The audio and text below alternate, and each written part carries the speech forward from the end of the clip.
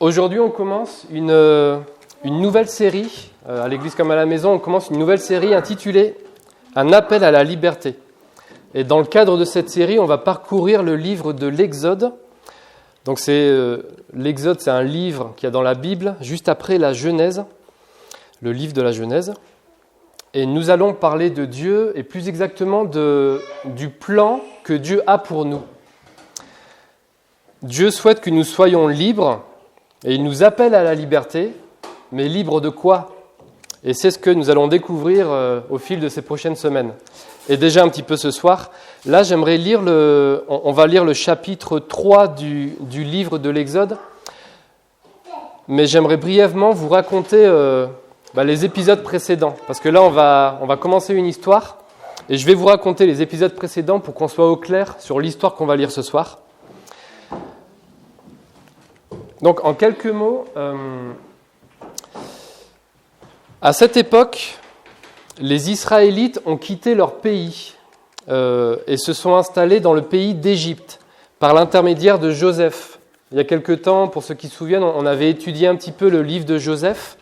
Donc Joseph, il a été vendu par ses frères comme esclave en Égypte, et par un concours de circonstances complètement ahurissant, d'esclave, il est devenu numéro 2 du pharaon de l'époque. Bon, je dis un concours de circonstances, mais Dieu était dans le coup. Et donc, Joseph était devenu numéro 2 en Égypte, et il a pu aider toute sa famille. Il y avait une grosse famine qui frappait le pays d'Israël à l'époque. Et donc, Joseph a pu aider toute sa famille en faisant venir en Égypte son père et ses frères. Et de là, de cette famille, Jacob et ses enfants, le peuple d'Israël s'est multiplié et a rempli le pays d'Égypte. 400 ans plus tard, donc 400 ans après les événements de Joseph, le pharaon, le nouveau pharaon en place, il constate que dans son pays, il y a de plus en plus d'Israéliens et ça ne lui plaît pas trop. Il estime que tous les Israélites qui se multiplient énormément, ils sont de plus en plus nombreux et il estime que ce peuple étranger dans son pays constitue une menace pour son royaume, et il décide de les asservir à des travaux forcés et de faire tuer tous les nouveau-nés garçons. Donc vous avez vu la mentalité du pharaon, quoi. Et dans les 2 premiers chapitres de l'Exode, on voit que les Israélites souffrent énormément avec ces travaux forcés et on leur arrache leurs petits nouveau-nés, on les tue, donc c'est affreux. Et on voit que Israël appelle à l'aide. Le peuple d'Israël pousse des cris vers l'Éternel et Dieu va répondre. Dieu va entendre ces cris et c'est ce qu'on va voir ce soir. Et c'est en voulant empêcher que son fils nouveau-né soit tué, qu'une femme israélite décide de prendre son enfant, de le mettre dans un panier et de le déposer sur le fleuve, sur le Nil, et de laisser le panier avec son enfant dedans sur les flots. Le courant l'emporte et le petit est récupéré par la famille, est récupéré un peu plus loin, parmi les roseaux, par la famille du pharaon, par la fille du pharaon, qui décide de garder l'enfant et de l'appeler Moïse. Et donc Moïse, il va passer les 40 premières années de sa vie dans les palais du pharaon. C'est un Israélite, mais il a réussi, il a été intégré à la famille royale, à la famille du pharaon, pendant 40 ans. Un jour, Moïse sort voir ses frères et constate leurs travaux plutôt pénibles. Et il voit un Égyptien qui est en train de frapper un Hébreu, donc qui est en train de frapper l'un de ses frères, et il regarde à ce que personne ne le voit, il décide de choper l'Égyptien, il le tue et il le cache, il cache le corps dans le sable. Le lendemain, il se fait démasquer. Tout le monde sait qu'il a tué un Égyptien, donc là Moïse doit fuir le pays. Il fuit l'Égypte, il fuit loin de l'Égypte jusqu'au pays de Madian. Et dans ce pays de Madian, il y vivra 40 ans en tant que berger. Et c'est là qu'on commence notre histoire. Donc je vais lire le chapitre 3 du livre de l'Exode, à partir du verset 1. Donc là, Moïse, il a à peu près 80 ans, et ça fait 40 ans qu'il est berger. Donc je vous lis. Moïse, étant devenu berger du troupeau de son beau-père, Jéthro, le prêtre de Madian, Voilà. Il conduisit le troupeau derrière le désert et vint à la montagne de Dieu à Horeb. L'ange de l'Éternel lui apparut dans une flamme de feu au milieu d'un buisson. Moïse regarda et vit que le buisson était tout en feu sans être consumé. Moïse dit « Je vais faire un détour pour voir quelle est cette grande vision et pourquoi le buisson ne brûle pas. » L'Éternel vit qu'il faisait un détour pour regarder. Dieu l'appela du milieu du buisson en disant « Moïse, Moïse !» Il répondit « Me voici ». Dieu dit « Ne t'approche pas d'ici, retire tes sandales, car l'endroit où tu te tiens est une terre sainte. » Il ajouta « Je suis le Dieu de ton père, le Dieu d'Abraham, le Dieu d'Isaac et le Dieu de Jacob. » Moïse se cacha le visage, car il avait peur de regarder Dieu. Alors dans ce passage, Moïse se retrouve en face de Dieu. Il se retrouve nez à nez avec Dieu, dans la présence de Dieu. Et Dieu se présente comme le Dieu de ton père, le Dieu d'Abraham, d'Isaac, de Jacob. Du coup, Moïse n'a aucun doute qu'il s'agit du seul vrai Dieu, de l'unique Dieu, parce que Dieu lui nomme ses ancêtres. Et c'est pour ça qu'il a peur et qu'il se cache un petit peu. Et tout en sachant que Dieu est parfait, à tel point qu'on peut pas regarder Dieu sans mourir, Moïse, il s'incline et il se cache le visage. Et là, ce passage, je le trouve fort parce qu'il nous donne une indication sur la personne de Dieu, sa présence. La présence de Dieu, elle est impressionnante. On ne peut pas demeurer facilement dans la présence de Dieu. Dans la Bible, vous avez pas mal de passages qui relatent certains serviteurs, certains chrétiens qui ont été dans la présence de Dieu, en mode vraiment palpable. Et ils ont tous eu la même réaction. Ils se sont tous mis par terre à se cacher le visage. Ils se sont sentis sales et complètement perdus. Et tellement l'humain est atteint par le mal, la Bible appelle ça le péché. Le péché, c'est juste de vivre sa vie sans Dieu. Des fois, on parle de péché pour certaines actions qui sont mauvaises, et ce sont aussi des péchés. Mais le péché, c'est surtout vivre sa vie sans Dieu. Et tellement nous sommes imparfaits, et que Dieu est parfait, qu'il est saint, il a une sainteté parfaite, notre place devant lui, elle est à terre. On ne peut pas rester debout devant Dieu. Et je pense que la réaction de tous ces hommes dans la Bible qui se retrouvent la face contre terre en face de Dieu, la Bible, elle nous explique pourquoi. La Bible nous dit que nous sommes pécheurs, en nous il y a du péché, et que si nous ne sommes pas convaincus de cela, Dieu nous explique qu'une seule faute que l'on peut commettre, je sais pas, si vous avez menti une seule fois dans votre vie, eh ben ça vous rend imparfait. Nous sommes tous imparfaits en raison du péché. Et des êtres imparfaits en présence d'un Dieu parfait, c'est difficile. Tout à l'heure, on a chanté, entre autres, quand on prend des chansons de louange, on chante que Dieu est majestueux, qu'il est grand, qu'il est puissant, qu'il est redoutable. Et pour nous, c'est quelque chose qui n'est pas vraiment supportable. La présence de Dieu, elle est forte, parce que tout est perfection en lui. Moi, ça m'a interrogé vachement sur quand je peux prendre parfois des temps de prière ou des temps de louange quand je joue de la guitare parfois. Comment est-ce que je me comporte lorsque je passe du temps avec Dieu ? Quelle est mon attitude dans la prière, dans la louange ? Est-ce que je réalise que je me place dans la présence du Dieu de l'univers ?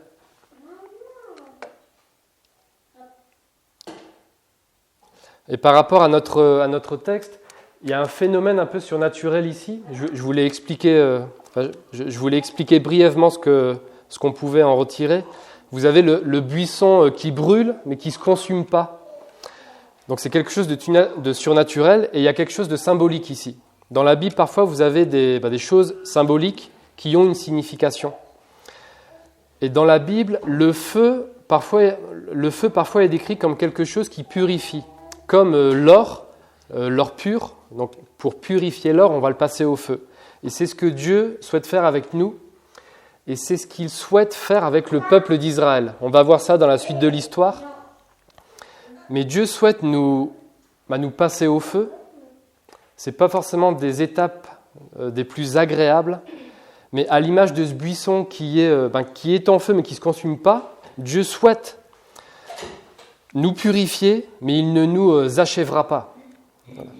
Et en tant que chrétiens, pour les personnes qui sont chrétiennes, notre caractère, notre personne doit sans cesse évoluer jusqu'à être de plus en plus saint. On doit grandir en sainteté. C'est un petit peu ce que la Bible nous explique. Et pour le peuple d'Israël, ça a son importance parce que la suite du livre de l'Exode va nous le montrer. Je vais continuer à partir du verset 7. L'Éternel dit « J'ai vu la souffrance de mon peuple qui est en Égypte, et j'ai entendu les cris qu'il pousse devant ses oppresseurs. Oui, je connais ses douleurs. Je suis descendu pour le délivrer de la domination des Égyptiens et pour le faire monter de ce pays jusque dans un bon et vaste pays, un pays où coule le lait et le miel. Maintenant, les cris des Israélites sont venus jusqu'à moi. J'ai aussi vu l'oppression que leur font subir les Égyptiens. Maintenant, Moïse, vas-y, je t'enverrai vers le Pharaon et tu feras sortir d'Égypte mon peuple, les Israélites. » Ici, Dieu explique à Moïse ce qu'il veut faire. Et le souhait de Dieu, c'est de délivrer son peuple qui est en train de souffrir. Et ce qui est interpellant, c'est que lorsqu'on lit le livre de l'Exode, on voit que le peuple d'Israël n'était pas tout blanc, hein.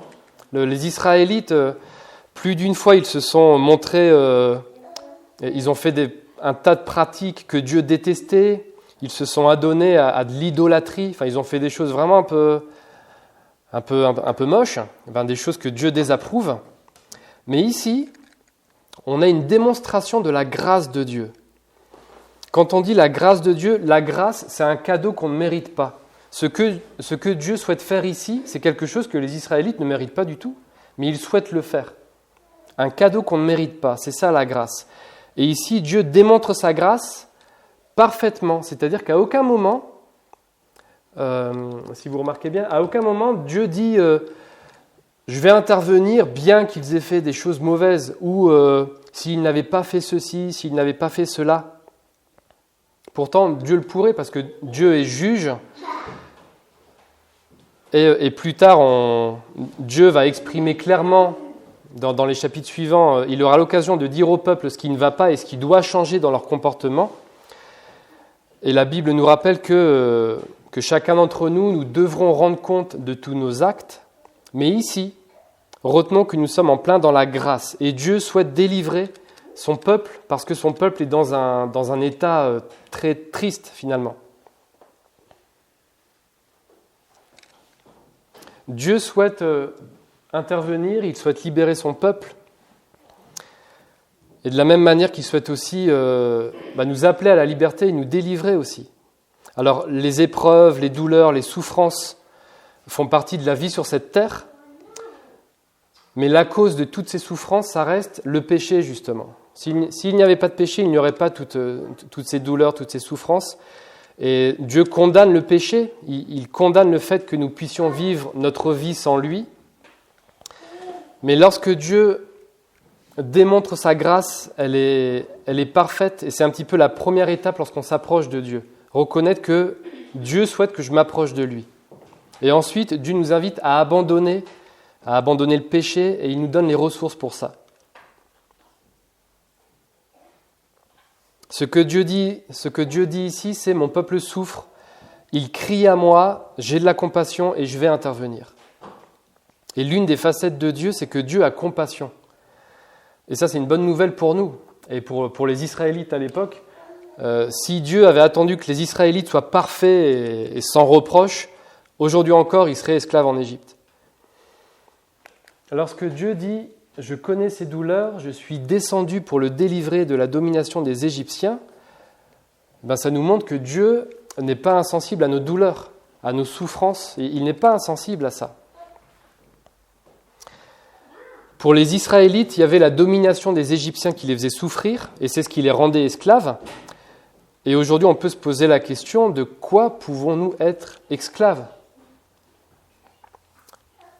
Je ne sais pas ce que vous en dites, mais parfois on peut être vachement dominé par toutes sortes de sentiments pas très glorieux.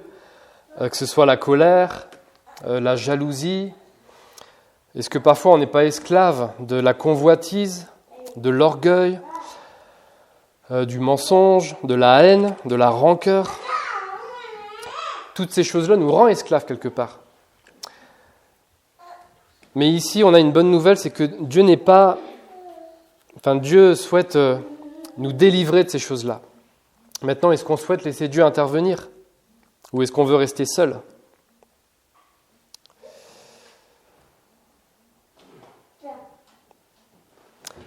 Je continue avec c'est au verset 13. Moïse dit à Dieu: « J'irai donc trouver les Israélites et je leur dirai: le Dieu de vos ancêtres m'envoie vers vous. Mais s'ils me demandent quel est son nom, que leur répondrai-je » Dieu dit à Moïse: « Je suis celui qui suis. » Et il ajouta: « Voici ce que tu diras aux Israélites: je suis m'a envoyé vers vous. » Ici, c'est intéressant parce que c'est la première fois dans la Bible où Dieu se donne un nom. Et donc, le nom qu'il donne à Moïse, c'est « Je suis ». Alors, vous savez, à l'origine, le texte, il est écrit en hébreu. Et vous avez quelques études et des théologiens qui développent pas mal de choses sur le nom de Dieu. Mais pour nous, là, on peut juste retenir que Dieu se donne le nom de Yahweh. C'est un prénom que parfois il y a certaines chansons de louange où on chante le nom de Yahweh. Mais ici, la signification du nom de Dieu, c'est « je suis ». Le nom en hébreu signifie « je suis ».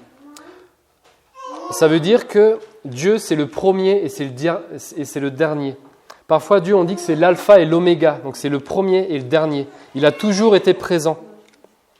Il a toujours été là et il vit pour l'éternité.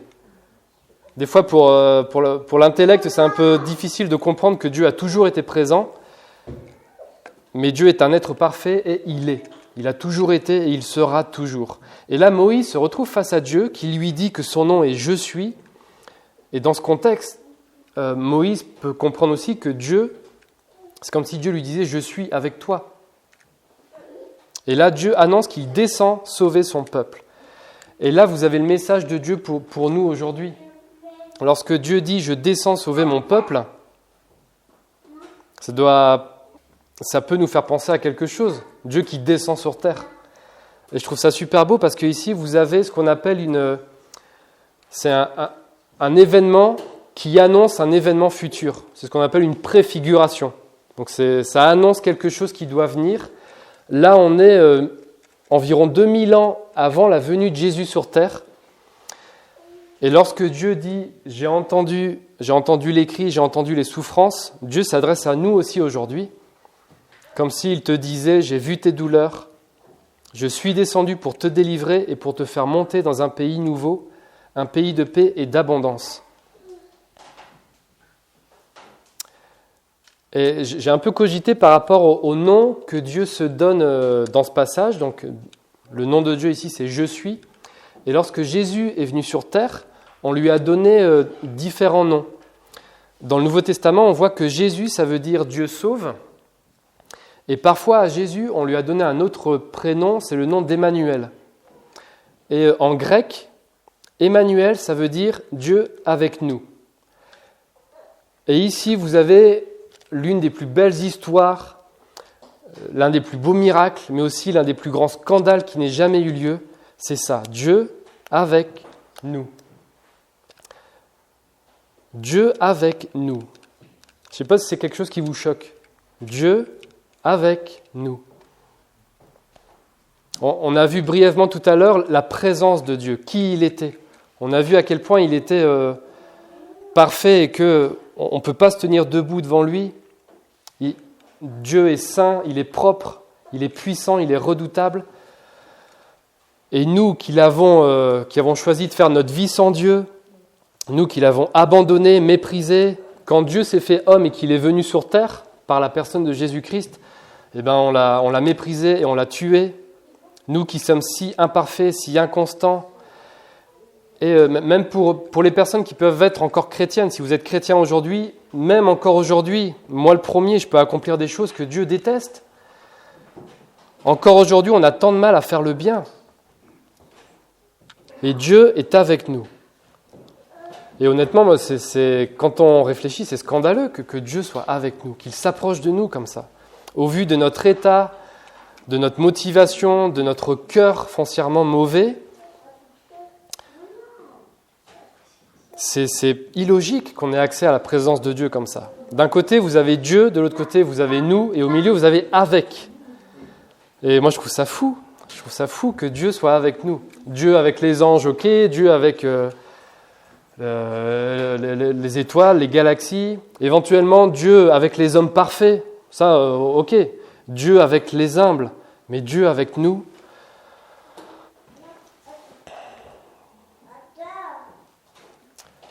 Le texte qu'on vient de lire avec Moïse, ça nous montre simplement que Dieu se soucie de nous, bien que nous soyons imparfaits.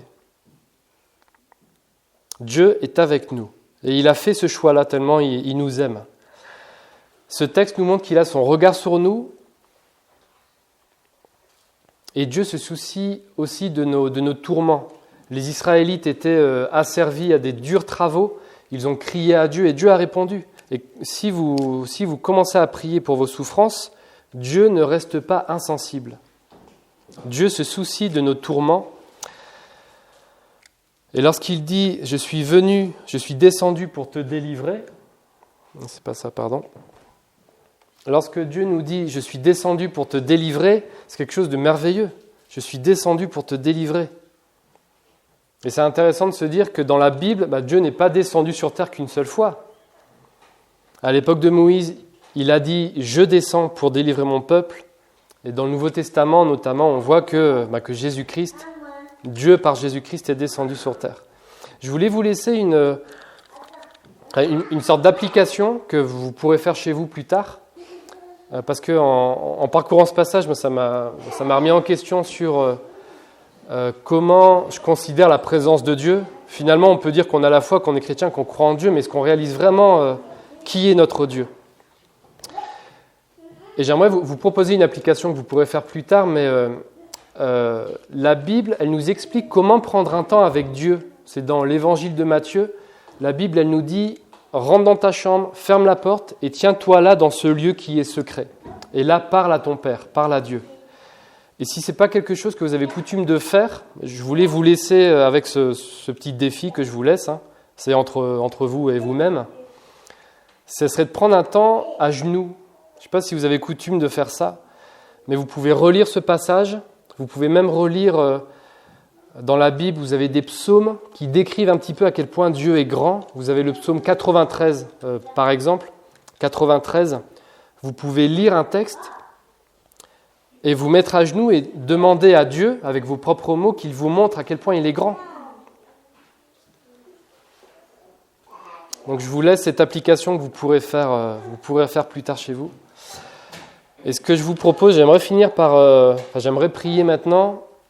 Et après, je vous propose un bref temps d'échange. On a l'habitude à l'église comme à la maison de faire des petits groupes de 3, 4, 5 et de discuter à l'aide de quelques questions que je vais vous proposer. Mais si ça vous dit que je puisse juste prier un petit instant, si on peut juste incliner nos têtes et je vais prier.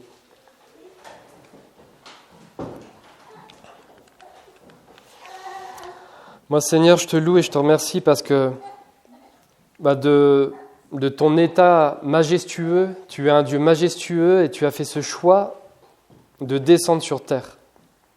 C'est très difficile, Seigneur, de te décrire parce que tu es un Dieu parfait. C'est très difficile de trouver les mots pour te décrire parce que tu es saint et tu es majestueux. Tu es sur ton trône pour toujours et de plus grand que tu t'es fait le plus petit en venant à notre rencontre. Père, je veux te remercier parce que tu as créé la terre, tu as créé l'univers et tu as choisi de venir sur cette terre comme un homme pour nous sauver. Et Seigneur, moi je veux te dire que je veux te donner toute mon adoration et on veut te louer encore parce que tu es un Dieu grand qui nous aime et qui est bon. Et merci pour ça, Seigneur. Amen.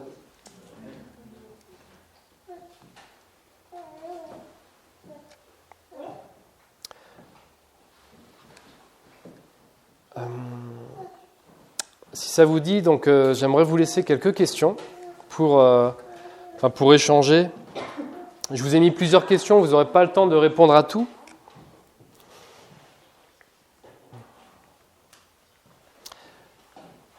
Mais voilà, vous pouvez répondre à la question à laquelle vous avez envie de répondre. Donc première question, j'ai mis, est-ce que j'accepte la main de Dieu tendue vers moi ?